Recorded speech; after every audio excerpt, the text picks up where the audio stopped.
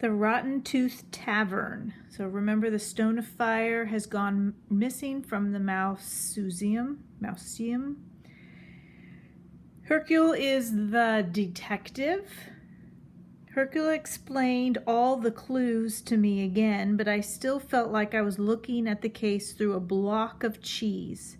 So who stole the Stone of Fire? I asked, perplexed. Perplexed, great academic word, means he is confused.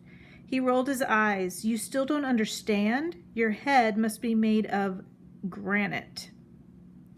The Stone of Fire was stolen by a feline. Okay, so great academic words. Granite is stone. Notice they put the word stone next to granite. Feline is an academic word for cat. A cat. So you see how the author's putting the definition next to the academic word. This feline had to be very clever and stealthy to break into the Mausoleum without getting caught.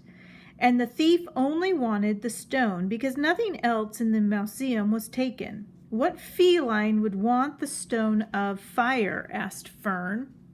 And Fern is in charge of the Mausoleum.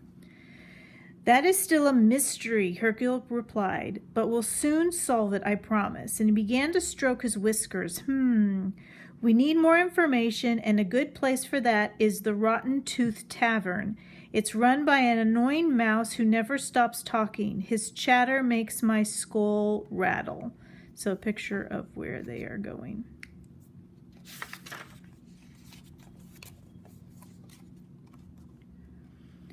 Well, actually, I began, that rodent is obnoxious. Great academic word. Hercule interrupted. You're lucky you don't know him. I sighed. Actually, I do know him. In fact, I'm related to him. That rodent is my cousin Trap. Do you remember how the author gave us a picture of Trap at the very beginning? There's Trap right there. Here's the Hercule Poirot. Oh, well, maybe you can tell him to keep his trap shut sometimes, Hercule suggested. I don't think that's possible, I said, shaking my head. We said goodbye to Fern, and we walked to Trap's cavern by the sea.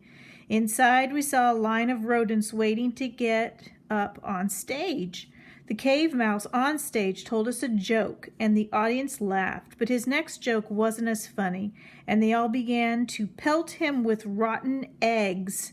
Of course, it was the annual Cave Mouse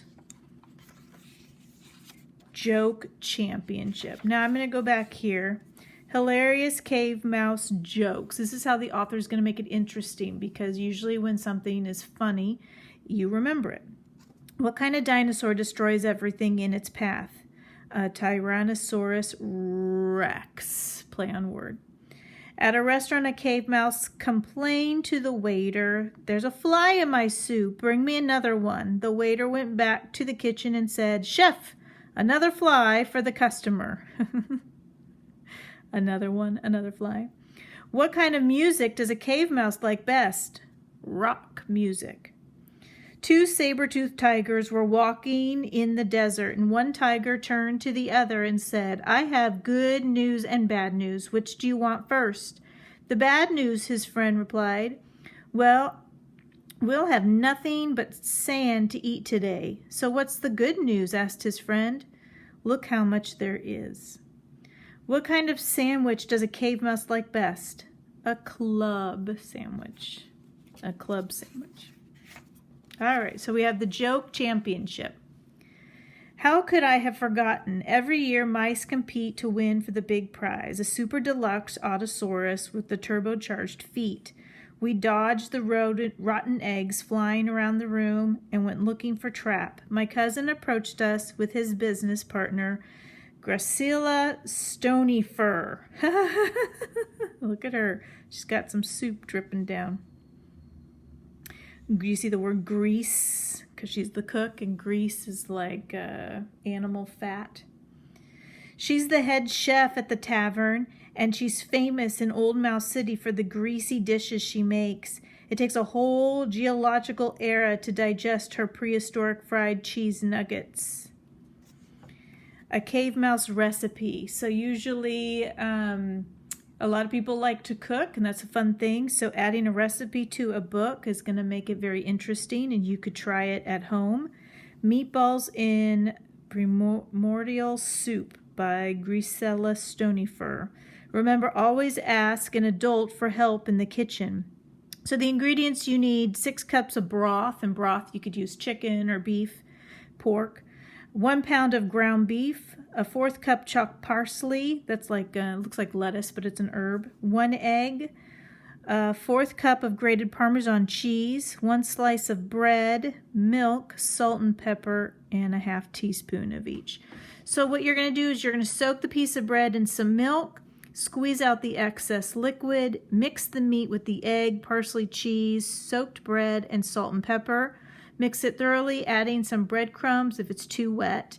Form into small balls, bring the broth to a boil, and gently drop in the meatballs. Cook for 15 minutes or until meatballs are no longer pink inside. Serve hot with broth with more grated cheese. Usually I put my meatballs with spaghetti, but apparently they make like a meatball soup. Grisella held out a dish dripping with sauce. Would you like some gorgonzola fondue? And gorgonzola is a cheese. Fondue is where you dip like bread or vegetables in the cheese, or sometimes they do fruits, vegetables. No, thank you, I said quickly. We're just here to get some information. Trap pointed to a suspicious-looking mouse sitting in the corner. Is it him? Then you need to talk to Carl Crooked-Tail. He always knows everything that happens in the old mouse city, and he should be able to help you. Do we see anybody with a crooked tail? We walked up to Carl's table and introduced ourselves. Oh, he must be over there. The Stone of Fire has been stolen, Hercule said, and we think the thief is a feline, but we don't know who it is. Carl looked around to make sure nobody was listening, and then he motioned for us to get closer. I felt excited. Did he know the thief? Based on what you've told me, he said, I can tell you that the thief is a feline. Remember, a feline is a cat. The author's doing that to make it interesting because cats normally go after mice. We just told you that, I said, frustrated. Thanks for nothing. And that's going to be chapter 7.